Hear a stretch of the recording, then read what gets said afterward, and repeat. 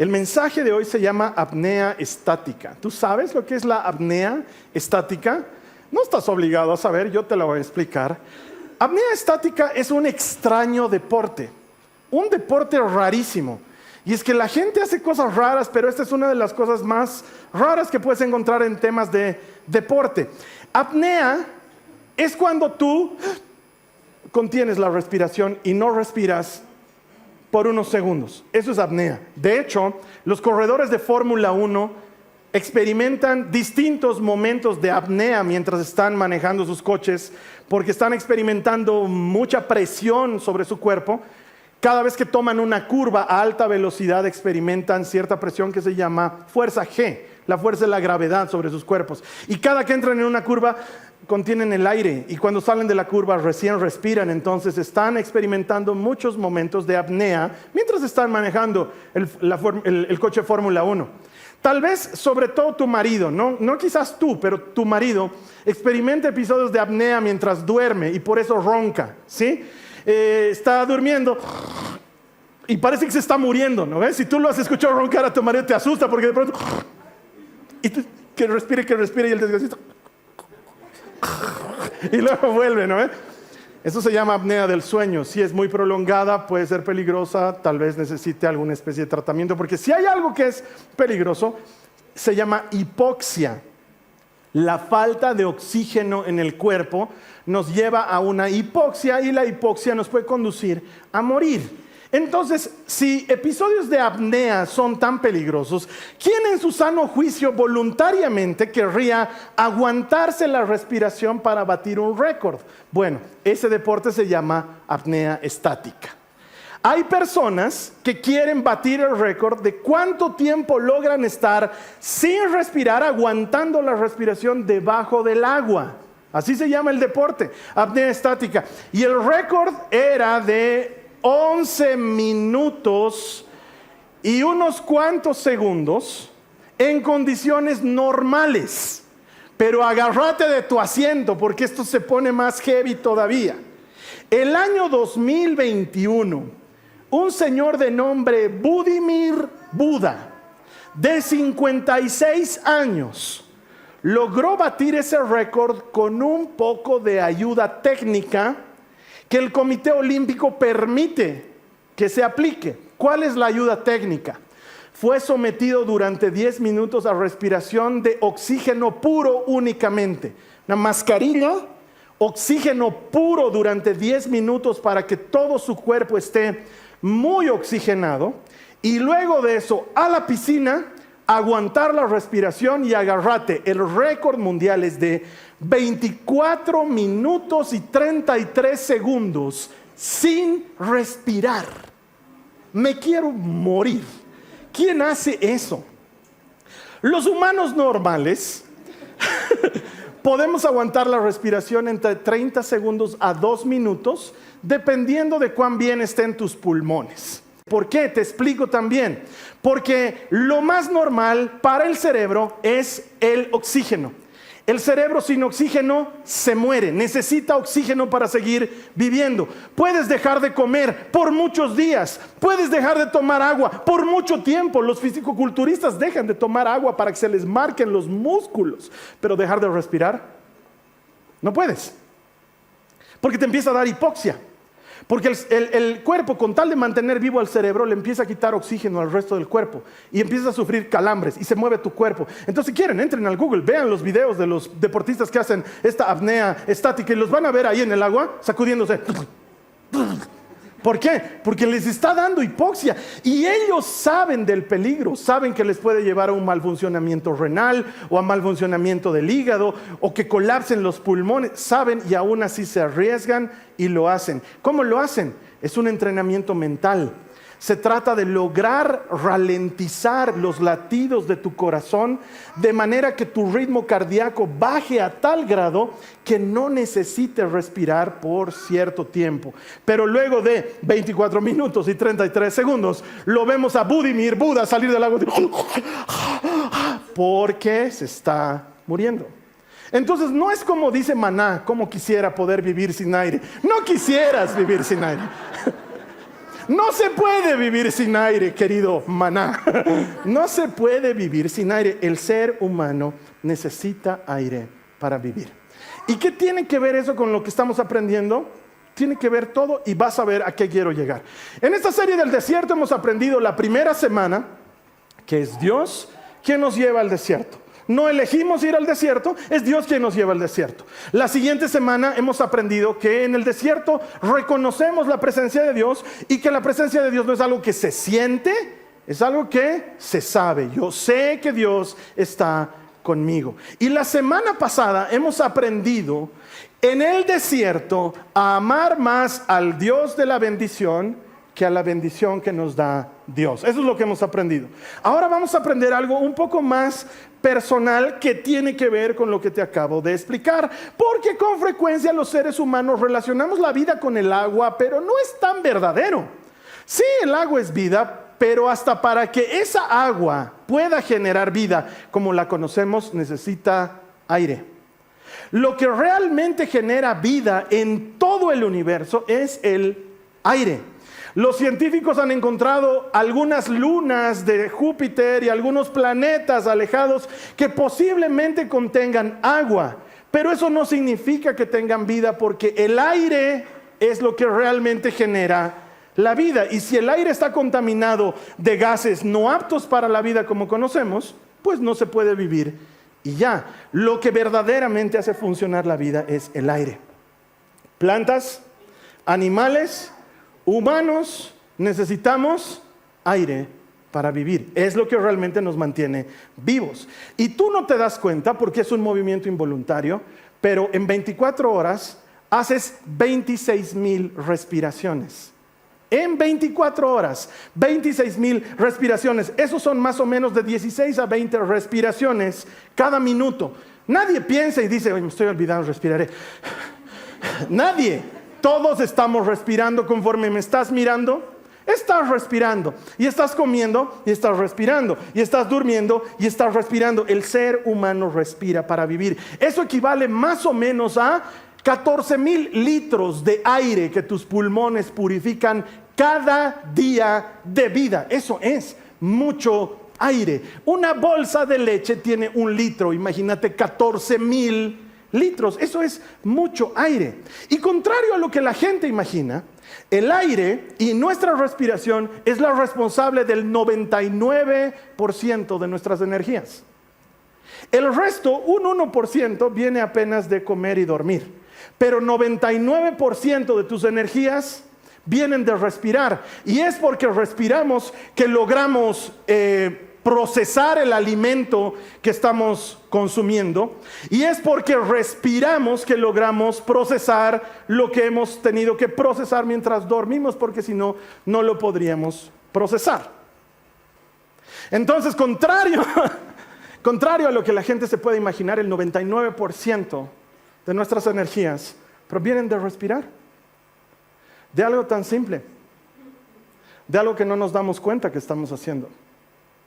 ¿Y qué tiene que ver con el desierto, Carlos Alberto? Quiero que sigas conmigo. Estaba charlando ayer con mi esposa y le decía, el mensaje de hoy es especial porque me he metido en el hueco del conejo dentro, profundo. Y he encontrado algo maravilloso.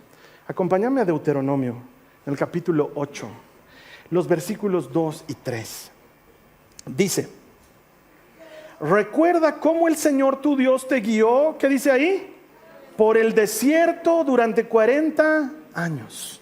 Y luego dice, lo hizo para enseñarte que la gente no vive solo de pan, sino que vivimos de cada palabra que sale de la boca del Señor. Ya cuando llegué a eso, porque estamos estudiando el desierto, ya cuando llegué a eso y leí que vivimos de cada palabra, eso ya me sonó especial, y eso es lo que me obligó a meterme dentro. ¿Qué es palabra? ¿Qué es palabra? ¿Alguien puede agarrar una palabra? ¿Alguien puede guardar una palabra? No la puedes guardar, porque una palabra no es otra cosa que aire. Son nuestras cuerdas vocales golpeando el aire que sacamos para producir una frecuencia que tus oídos interpretan como palabra, pero sigue siendo aire, es aire. Entonces me metí en el hebreo. No sé hablar hebreo, mis respetos a los que lo hablan, por eso todavía fue más difícil para mí meterme y entender. Y encontré que en hebreo lo que dice esta cita literalmente es lo siguiente: para que aprendamos que no solo de pan vive el hombre, sino de todo lo que sale de la boca del Señor. Eso de palabra, al traducirlo al griego, lo añadieron para que tenga sentido. Porque el hebreo que escucha esto en hebreo comprende. Porque la palabra es muchas cosas para los hebreos, ¿sí? No solamente es palabra, sino también es aire, sino también es ruaj. El ruaj es aire, es viento. Ruaj es espíritu en hebreo. Es una palabra hebrea que significa espíritu, pero que también significa aire, pero que también significa viento, que es lo que produce tu boca cuando exhalas. Exhalas ruaj y metes ruaj. Eso es lo que sucede. Jesús está charlando con Nicodemo. ¿Quién se acuerdan de esto? Jesús está charlando con Nicodemo. Nicodemo está interesado en conocer más del ministerio de Jesús, y Jesús le dice que tiene que nacer de nuevo, y Nicodemo no lo entiende. Y entonces, para ilustrar la idea, Jesús le dice: viento. ¿Sientes el viento? Y Nicodemo le dice: sí, siento el viento. ¿Sabes de dónde viene? ¿Sabes a dónde va? No, no tengo idea. Lo mismo es con el espíritu, le dice Jesús. No sabes de dónde viene, no sabes a dónde va. Y lo que nace del espíritu es espíritu, y lo que nace de la carne es carne. ¿Por qué utiliza Jesús esta ilustración que para nosotros parece sin sentido? Porque para un maestro de Israel que domina el hebreo, la palabra ruaj es perfecta, porque es viento y al mismo tiempo es espíritu, y entra y sale, y lo entiende perfectamente. Entonces dice la Biblia que no solo de pan vive el hombre, sino de todo lo que sale de la boca del Señor. No te estoy entendiendo nada, Carlos Alberto. No te preocupes, me vas a entender. Seguime. Tú subite al micro y déjame manejar. La semana pasada Jesús estaba interesado en que nosotros aprendamos que Él es nuestro pan. Eso le dijo a la gente, ¿te acuerdas? Yo soy el pan de vida, danos una señal. Moisés les dio pan a los suyos. Moisés no fue, les dice Jesús. El pan se los dio mi Padre, yo soy el pan. Eso quería la semana pasada, enseñarnos que Él es el pan de vida. Esta semana Él nos quiere enseñar que Él es el aliento que nos da vida, el espíritu que nos da vida. Cuando Dios sopló sobre sobre Adán para que tenga vida, ¿qué sopló? Viento. Pero al mismo tiempo, ruaj, espíritu. La palabra es lo mismo, ¿sí? Y en el principio estaba la palabra, dice la Biblia, y la palabra estaba con Dios, y la palabra era Dios. Pero ¿qué es la palabra sino viento? Entonces Jesús, ¿qué es la palabra? Es esa cosa que sale de la boca de Dios. Tú subite al micro conmigo, ahorita lo vas a entender. Porque lo que Jesús quiere que aprendamos esta semana es que el desierto es ese lugar donde aprendemos dependencia absoluta. Porque tenemos dependencia parcial del alimento, tenemos dependencia parcial del vestido, del techo o el cobijo, pero tenemos dependencia absoluta del aire. Sin aire, tú y yo no podemos vivir. Y el desierto es ese lugar donde aprendes eso, y Moisés lo aprendió en su propio desierto. Mira, Éxodo 3:1 dice: cierto día Moisés se encontraba apacentando el rebaño de su suegro Jetro, quien era sacerdote de Madián. Llevó al rebaño, ¿qué dice ahí?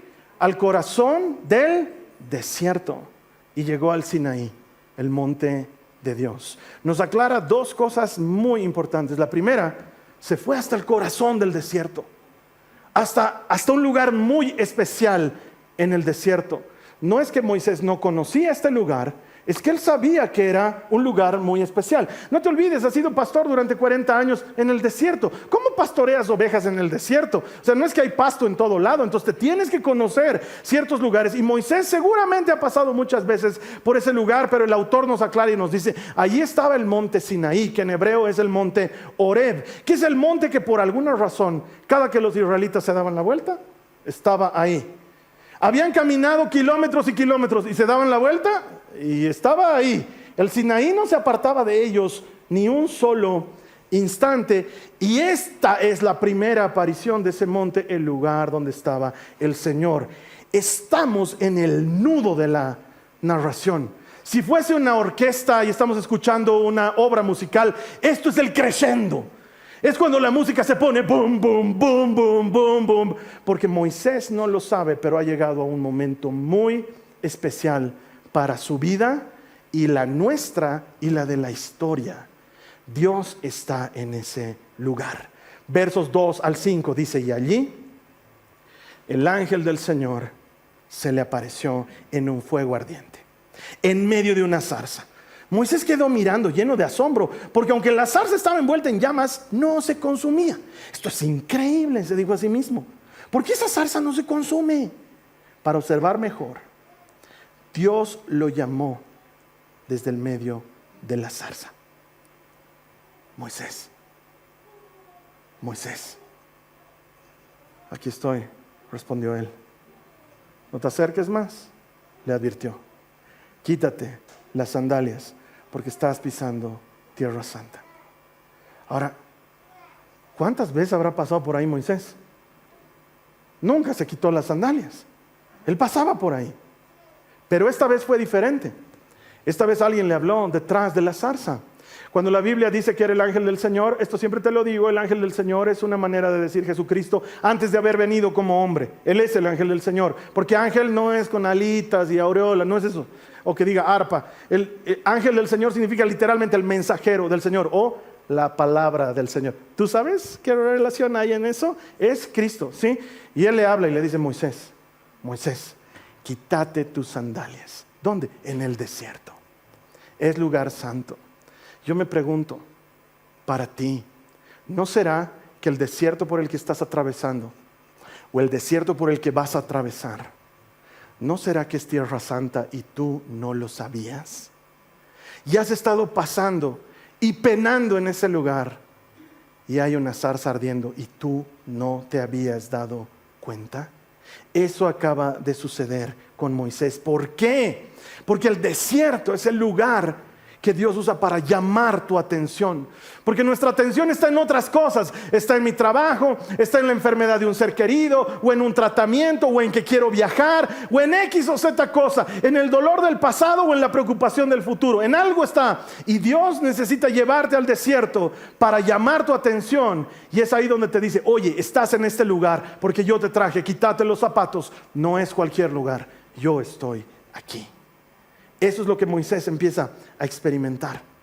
¿Y sabes qué? En lo que vamos a leer a continuación, Moisés va a pelear harto, se va a resistir, porque Dios le va a hacer una invitación y a él le va a incomodar la invitación. Entonces va a poner pretextos y va a poner peros y va a pelear y va a patalear y va a querer ganarle en la pulseta a Dios. ¿Y sabes qué? Nadie nunca, jamás en la vida le ha ganado a Dios en una pulseta.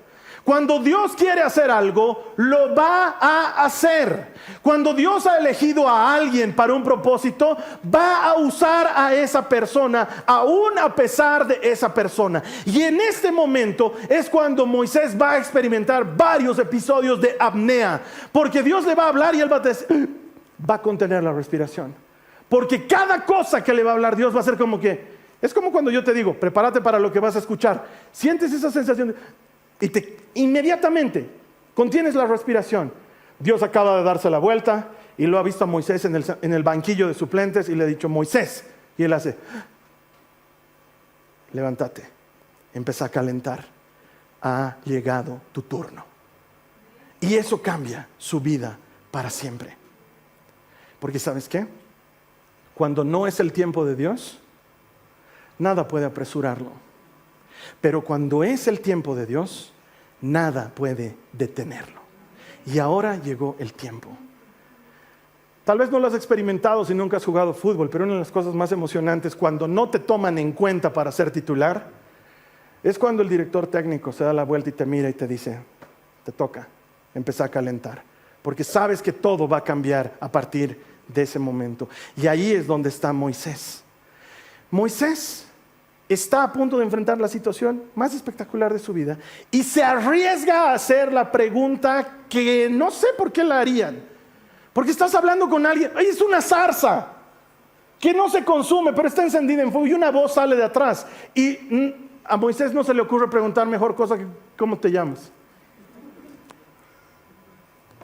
Abnea. ¿Cuál es tu nombre? ¿Quieres escuchar mi nombre, Moisés? Prepárate. Se le ha debido helar el alma antes de que Dios le diga su nombre. Mira lo que dice la palabra de Dios en Éxodo 3, en el verso 14. Dios responde a la pregunta, ¿cuál es tu nombre? Yo soy el que soy. Dile esto al pueblo de Israel. Yo soy, me he enviado a ustedes. Después de todos sus pretextos y todas sus excusas, no quiero ir, no, yo no quiero liberar, no, me van a decir que te llamas. ¿Cuál les voy a decir? ¿Qué te llamas? ¿Para qué preguntas eso, Moisés? ¿Estás listo para la respuesta? Porque lo que Dios te va a responder es extraordinario. Ahora, no sé tú, yo la primera vez que he leído, yo quería encontrarme con algo y me he encontrado con otra cosa. Cuando la Biblia te dice, entonces Dios le respondió, yo soy el que soy. ¿Qué clase de nombre es ese? Yo estaba esperando algo así como que le diga, ¿cómo te llamas? Y que él diga, Grover, digamos, algo que... ¿Qué clase de nombre es yo soy el que soy? Déjame decirte qué clase de nombre es. El mejor nombre de la historia de la humanidad, de la vida, porque nadie jamás en toda la historia, jamás nunca se ha llamado eso. Porque Grover hay 500. Pero ¿quién se llama yo soy el que soy? De hecho, no se llama yo soy el que soy. Tengo que aclararte. En hebreo, Dios le responde, cuando le pregunta, ¿cómo te llamas? Él le responde, Ejye. ¿Qué es Ejye? Es yo soy cuando lo habla en primera persona. Pero yo no puedo decir, él se llama yo soy, porque entonces estaría diciendo, él se llama yo soy. Tengo que decir, él se llama, él es. Y entonces a eso nosotros lo hemos traducido como Yahweh. ¿Sí? Yahweh significa él es, no significa yo soy. Solamente unas pequeñas aclaraciones técnicas. Porque solamente el dueño del nombre puede decir yo soy, pero yo ya no puedo decir yo soy, tengo que decir él es. ¿Sí? El tema es que no está en eso la complejidad. El tema es que cuando lo registraron en la Biblia, registraron 4 letras hebreas que se pronuncian Yod, He, Ba, He. Yod, He, Ba, He. A ver conmigo. Yod, He, Ba, He. Así se pronuncian las letras. Pero la palabra no se sabe cómo se pronunciaba. Es el mejor nombre de la vida porque no sabemos ni siquiera cómo se pronuncia. Hemos tenido que ponernos de acuerdo entre historiadores y teólogos y eruditos y antropólogos y arqueólogos para tratar de entender qué rayos es Yod, He, Ba, He. ¿Qué es? Y como no tiene vocales, porque las letras en hebreo no tienen vocales, entonces han imaginado que podía sonar de cierta manera. ¿Qué tal si mejor no lo pronunciamos? Y hasta el día de hoy los judíos no pronuncian el nombre de Dios. Y en lugar de decir lo que ahí dice, cuando ven las 4 letras Yod, He, Ba, He, ellos dicen Adonai, que significa el Señor. Y a alguien se le ocurrió que qué tal si combinamos las vocales de Adonai con Yod, He, Ba, He, y entonces suena a Yahová. ¿De dónde viene Jehová? ¿De dónde viene Yahvé? ¿De dónde viene Yahweh? Que son traducciones un poco más modernas y más castellanizadas de lo que significa. Pero la verdad de la vida es la siguiente. Nadie sabe cómo suena. Pero los especialistas dicen, y en esto es lo que quiero que me atiendas, no tiene un sentido de pronunciación porque más bien es como respiraciones. Es como el sonido de meter aire y sacar aire. Es como Yod,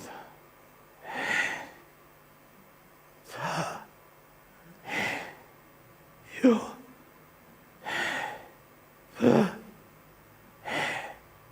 y entonces yo digo, un ratito, ¿qué me estás diciendo? ¿Estoy entendiendo lo que creo que estás entendiendo?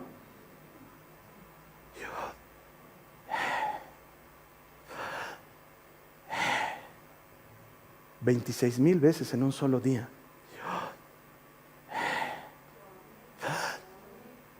Un ratito. Cuando un bebé nace, ¿qué es lo primero que hace el bebé cuando nace? Porque no va a llorar hasta que Y entonces cuando sus pulmones se han llenado, ese bebé llora. Puede ser que por alguna razón la primera cosa que dices al venir a este mundo sea: no puede ser. Porque si fuera así, cuando morimos pasa algo parecido. ¿Qué pasa cuando te mueres? Tu último suspiro es: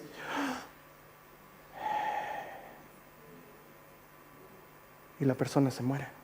¿Cómo sabemos que está muerta? Porque ya no respira. Creo que estoy entendiendo otra cosa, pero no sé si estoy en lo correcto. Porque entonces eso quiere decir que el que es ateo, el que es musulmán, el que es budista, tanto como el cristiano, el que cree, el que no cree, cada que respira,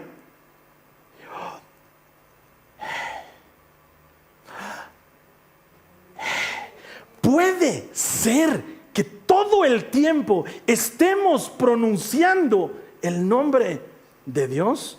No. Necesito confirmación. Necesito que alguien me confirme. Porque de hecho, si es verdad lo que hemos explicado, la hipoxia es peligrosa porque tus órganos están comprometidos por la falta de oxígeno y por eso puedes morir. ¿Y no sucede lo mismo con tu espíritu cuando dejas de tener el ruaj? Porque ¿qué hace el aire en nuestro cuerpo? Nos purifica y nos llena de vitalidad. ¿No es exactamente lo mismo que hace el ruaj? El espíritu llega a ti y te llena de ánimo y de vida. Y Dios sopla sobre Adán y Adán cobra vida. ¿Por qué? Porque entró el espíritu. Y en griego eso se pronuncia pneuma. Pneuma. De ahí viene la palabra neuma, que es la traducción de pulmón. Pulmón es neuma, y por eso cuando te da una pulmonía lo que te da es una neumonía, de la palabra pneuma, que literalmente significa aire, pero que también significa espíritu. Un ratito, necesito confirmar esto. Entonces tengo que preguntarle a Pablo, porque si alguien debe saber, tiene que ser Pablo. ¿Y qué dice Pablo? Hechos 17, 24, 25 en adelante, dice: Él es el Dios que hizo el mundo y todo lo que hay en él, ya que es el Señor del cielo y la tierra. No vive en templos hechos por hombres, y las manos humanas no pueden servirlo porque Él no tiene ninguna necesidad. Presta atención. Él es quien da vida y aliento a todo y satisface cada necesidad. Presta más atención todavía. Pues en Él vivimos, nos movemos y existimos. Me quiero volver loco. Me estás diciendo que todo el rato vivo en eso y me muevo en eso y existo en eso. Y más aquí. No puede ser. ¿Cómo te llamas? No me llamo. Estoy arriba, abajo, a la izquierda, a la derecha, delante, atrás. Te agachas, estoy. Te levantas, estoy. Te vas, estoy. Vuelves, estoy. ¿Sabes qué? Yo soy el que soy. Me vuela la cabeza. Entonces vivimos en ese aire y nos movemos en ese aire y existimos en ese aire. Entonces en el desierto aprendes que Dios es todo. Dios es todo. Ahora, aclaración doctrinal, porque no falta el desubicado. Entonces guardaremos un poquito de Dios en una bolsa y la pondremos y adoraremos. Dios no es su creación, pero en su creación se manifiesta su presencia. Y entonces no importa lo que hagamos, no importa si crees o no, no importa si vienes a la iglesia o no, todos los días Yod, He, Ba, He, Yod, He, Ba, He, Yod, He, Ba, He. ¿Por qué? Porque en Él vivimos, nos movemos y existimos.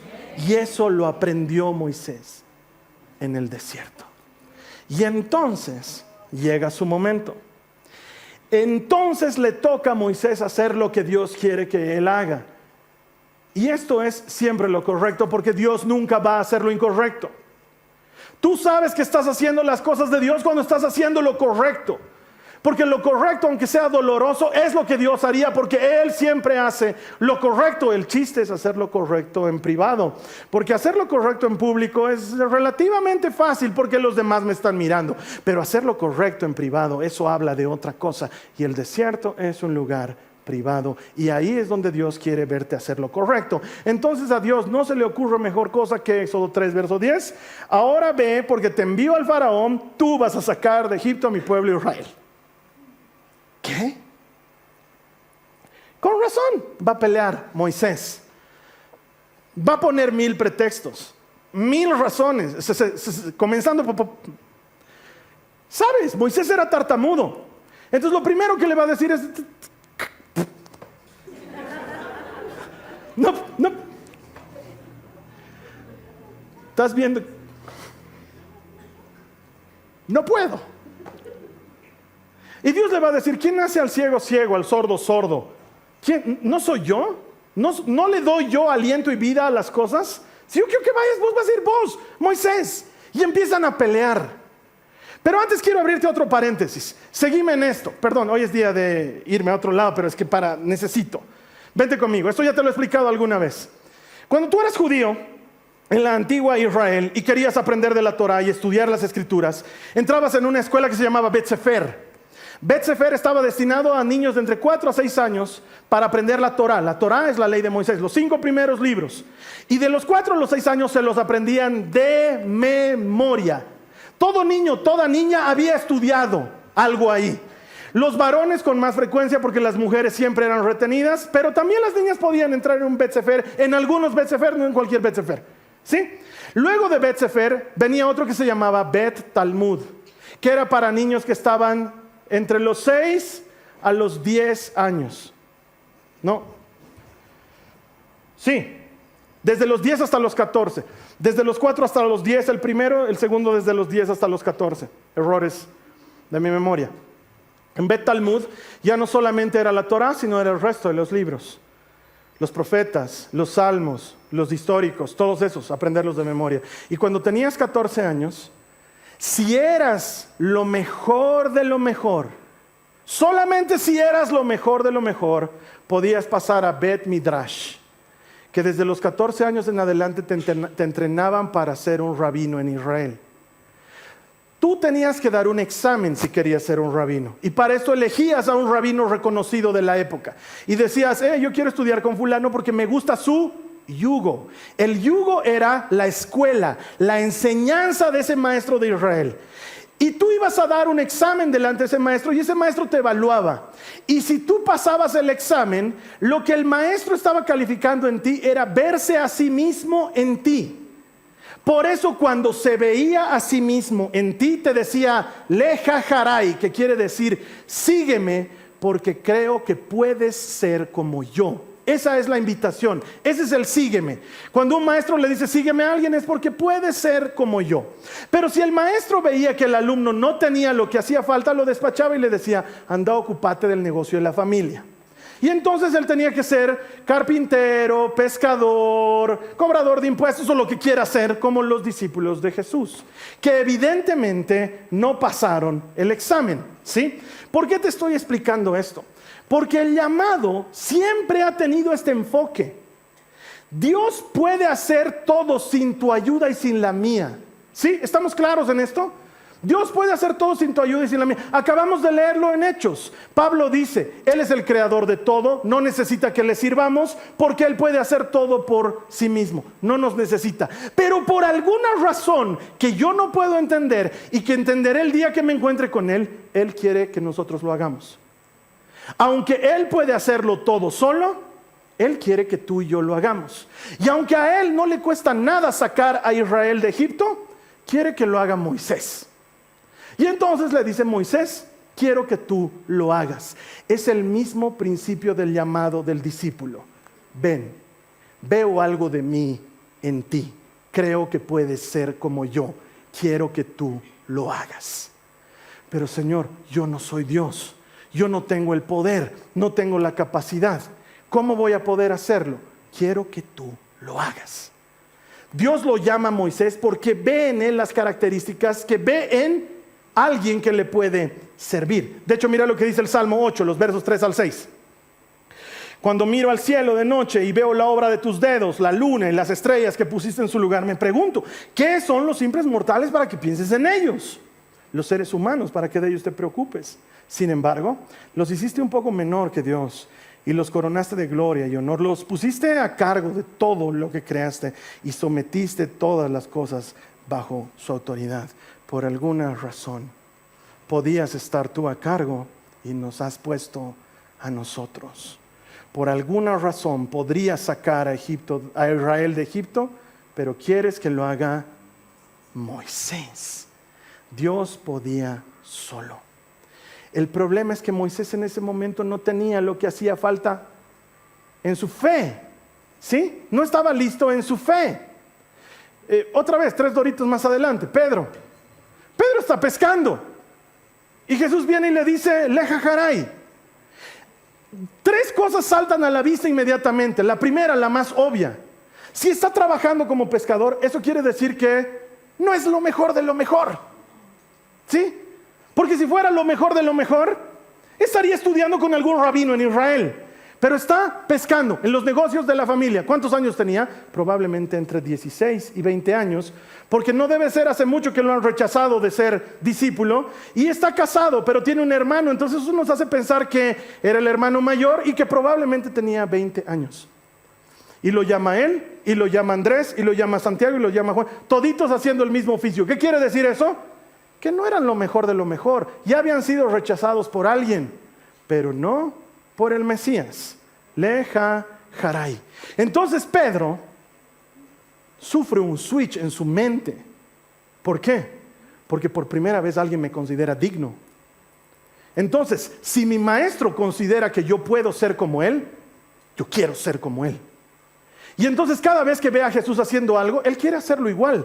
Eso explica por qué cuando Jesús está caminando sobre las aguas, Pedro, de entre todas las ideas que podía tener, se le ocurre decir, si eres tú, quiero caminar como tú. Cuando uno escucha eso y no entiende la mentalidad de un discípulo, dices, es medio burro, Pedro. Impulsivo. Claro, así le dicen a Pedro, ¿no ve? El impulsivo. Su mentalidad es de discípulo. Porque mientras Juan dice, no es un fantasma, es el Señor, Pedro dice, si es el Señor, yo puedo hacer lo que Él hace, porque Él es mi maestro y me ha dicho que yo puedo ser como Él. Entonces, si eres tú, Jesús, quiero caminar hacia donde tú estás. Más loco es Jesús que le dice, dale. Claro. ¿Por qué? Presta atención. Jesús creía que Pedro podía. Si no, no se lo hubiera dicho. Le hubiera dicho, tranqui Pedro, ya llego. Pero claro, ¿pero qué le ha dicho? Ven. Jesús cree que Pedro puede. Y Pedro puede. Se baja, camina, pero las olas son grandes. El viento es fuerte, se asusta y empieza a hundirse y clama, Señor, sálvame. Y Jesús lo rescata y le dice, hombre de poca fe, ¿por qué dudaste? Y yo me pregunto, ¿de quién dudó Pedro? ¿Del Señor? No. Porque si hubiera dudado del Señor, en cuanto empieza a hundirse, hubiera dicho, estoy fundido, apnea, y listo, hasta el fondo. Pero ¿qué es lo primero que hace? Señor, sálvame. Porque él sigue confiando en el Señor. ¿Sabes de quién dudó Pedro? De Pedro. Pedro dudó de Pedro. ¿Cómo puede ser que quieras enviar a alguien como yo que soy tartamudo? ¿Cómo puede ser que quieras enviar a alguien como yo? Ni siquiera sé quién soy yo. No sé si soy hebreo, no sé si soy egipcio. He crecido entre egipcios, pero me han dicho que soy hebreo. Me han dicho que yo iba a ser el libertador de mi pueblo. Y cuando he visto a un egipcio abusando de un hebreo, he ido y lo he matado y me he dado cuenta que no tengo pasta de libertador. Así que ¿sabes qué he hecho? He huido al desierto. Me he ido donde nadie me encuentre. Y me he metido a trabajar del oficio que nadie quiere. Ser el empleado de su suegro. Y ahí he vivido los últimos 40 años. Y tú dices que yo puedo libertar a Israel de Egipto. Te has equivocado. Yo no puedo. No soy el indicado. Pero ¿sabes qué he aprendido en el desierto, hermanos? Que cuando Dios quiere hacer algo, lo hace. Él siempre hace lo que quiere, porque el desierto es el lugar donde tú y yo vamos a aprender que si Él quiere usarte a ti, si Él quiere usarme a mí, lo va a hacer. Mira lo que dice Éxodo capítulo 3 versos 11 al 12. Moisés protestó: ¿quién soy yo para presentarme ante el faraón? ¿Quién soy yo para sacar de Egipto al pueblo de Israel? Y presta atención a la respuesta de Dios. Dios contestó: yo estaré contigo. Fin del comunicado. Moisés pregunta: ¿quién soy yo? Y Dios podía haberle dicho: sí, realmente no eres nadie, pero te voy a hacer alguien. Porque Dios no llama a los capacitados, Él capacita a los llamados. Eso decimos los profesores de evangelización. ¿Sabes qué dice Dios? Sí, no eres nadie, pero yo estoy contigo. Es lo único que necesitas saber. Yo te he escogido, y si te he escogido, voy a estar contigo. Pero no tengo lo que hace falta. ¿Sabes qué, hermano? Es la más verdad verdadera de toda la vida. No sirves para nada. Bienvenido a Jasón, donde nos gusta decirte la verdad. No sirves para nada y yo no sirvo para nada. Dios no nos llama porque sirvamos para algo. ¿Sabes por qué nos llama? Porque Él está con nosotros. Eso es lo único que necesitamos saber. Moisés, te he traído hasta el corazón del desierto para decirte: vas a ir tú. No puedo, sé que no puedes, por eso voy a estar contigo. Y cuando Dios te escoge, Él no te suelta. Éxodo 4:17 termina la conversación. Lleva contigo tu vara de pastor. ¿La vara de quién? La tuya. Lleva contigo tu vara de pastor y úsala para realizar las señales milagrosas que yo te mostré. Es tu vara, son mis milagros. Es tu vara, son mis milagros. Y cuando tú lees el Éxodo, cuando tú lees Números, es muy difícil diferenciar cuándo es que Dios está haciendo algo o cuándo lo está haciendo Moisés. Es muy difícil distinguir esa delgada línea entre ¿es Dios el que está haciendo o es Moisés el que está haciendo? Porque muchas veces parece que fueran uno solo. Y entonces esta es la conclusión a la que llego. Es algo que pasa muy seguido contigo. Porque, hermano, tengo que ser franco. No sé si esta mañana fuiste tú quien se levantó de la cama o fue Dios quien te levantó de la cama. No logro distinguirlo, porque en cuanto despertaste y pusiste tus pies en el piso, y cuando agarraste ánimos para venir a la iglesia, y cuando entraste a la iglesia, y entonces me cuesta distinguir si eres tú o es Dios el que lo está haciendo, porque después de todo en Él vivimos, nos movemos y existimos. Y entonces comprendo la verdad, que cuando Dios te ha llamado para algo, no importa si tienes lo que hace falta, porque Él está contigo. Eso solo lo aprendes en el desierto. Moisés tuvo que irse al corazón del desierto para entender que él iba a llevar la vara para que Dios haga el milagro. Y me pongo a pensar que a lo mejor alguien ha venido hoy a esta reunión solo para escuchar ese mensaje.